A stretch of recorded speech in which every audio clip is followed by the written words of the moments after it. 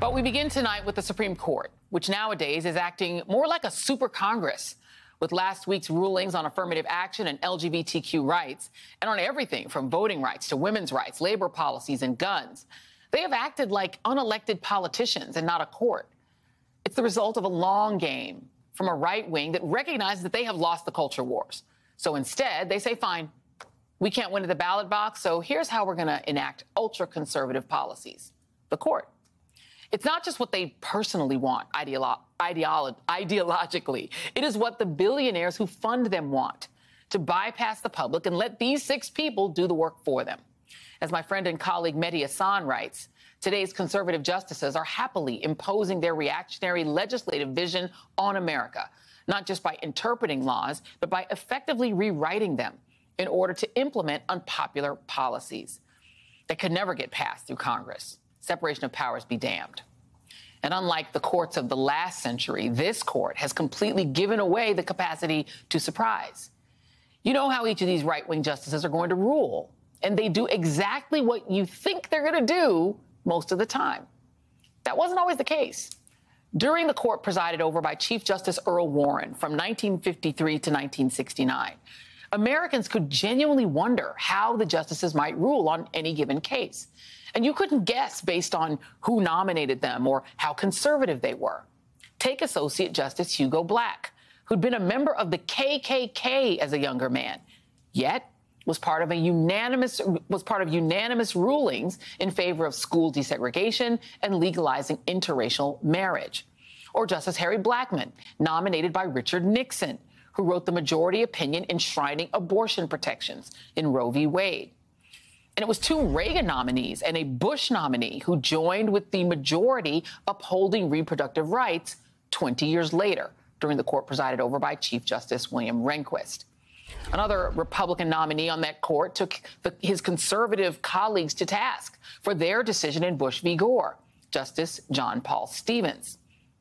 The right has since succeeded in making a court that will never surprise them again, thanks to its bench of hard right ideologues served up by the Federalist Society.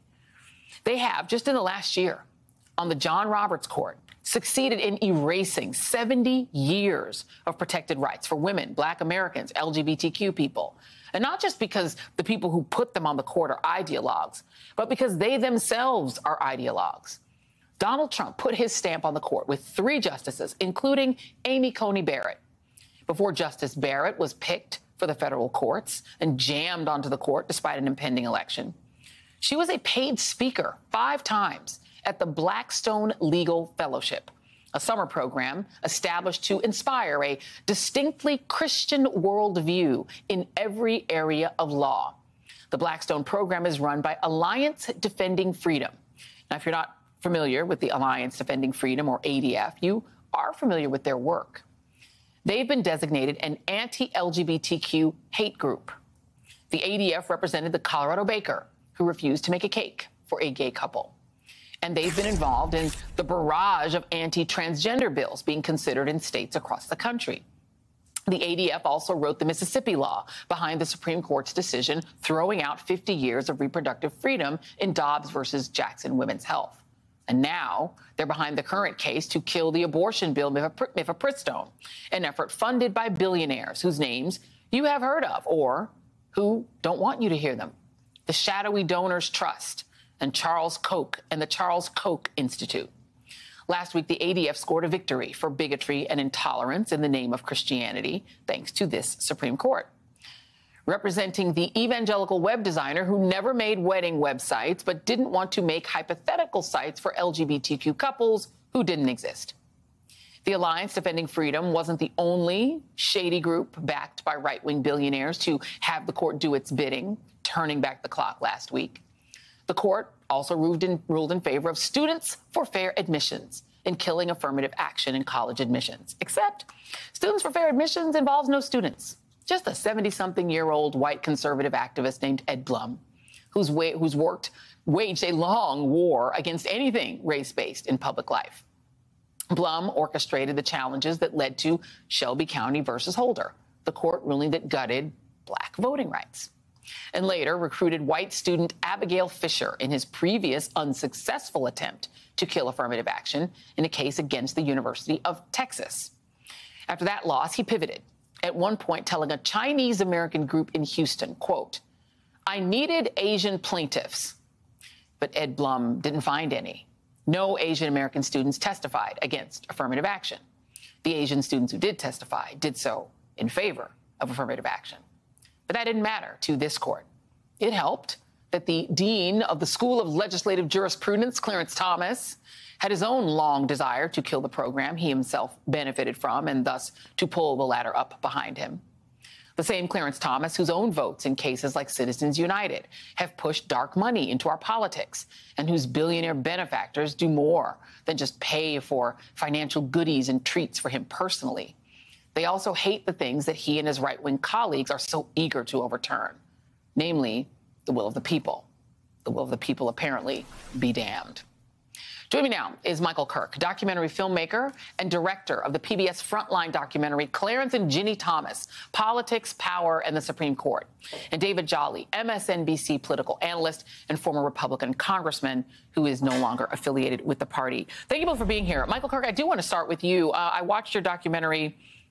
It was fascinating. I want to play a clip from it for those who haven't seen it yet, and I recommend everybody watch it. And this was something new to me, the nexus between Clarence Thomas and one Rush Limbaugh. Take a listen. Thomas told people he stopped reading mainstream news. Instead, he relied on two primary sources, his wife and Rush Limbaugh. He would listen to Rush Limbaugh as he was doing a long commute, and he would have court staff tape record it so he could listen to it when he was commuting. Your attempt to assuage all of your white guilt by supporting Obama is worthless because you know he's not a real black. If any race of people should not have guilt about slavery, it's Caucasians. The two became close friends. The fear was Clarence Thomas has confirmed he then becomes the most powerful, influential black man in America. And he's not a Democrat, and he's not a liberal. Michael Kirk, it seems to me that the current Supreme Court is now a court of Rush Limbaugh's dreams. How did the right build that? Well, it's as you totally set up perfectly. There's a war in the country.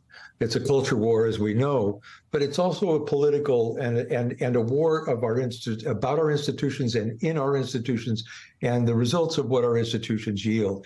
A lot of trouble about the presidency, a lot of trouble about Congress, but only in the last 40 years or so has the Supreme Court come up for and been put in play, largely by, as you appropriately say, Joy, wealthy individuals who represent the Republican Party, but also represent a change in America. And they've been hunting justices and people who would suit that role for the last 40 years, starting with Robert Bork's case long ago, leading to the creation of the Federalist Society, and then the selection of certain justices, waiting for the right time, all under the tutelage of a name you didn't mention, a film I also just made about Mitch McConnell, and the power of McConnell to know when to hold them and when to fold them.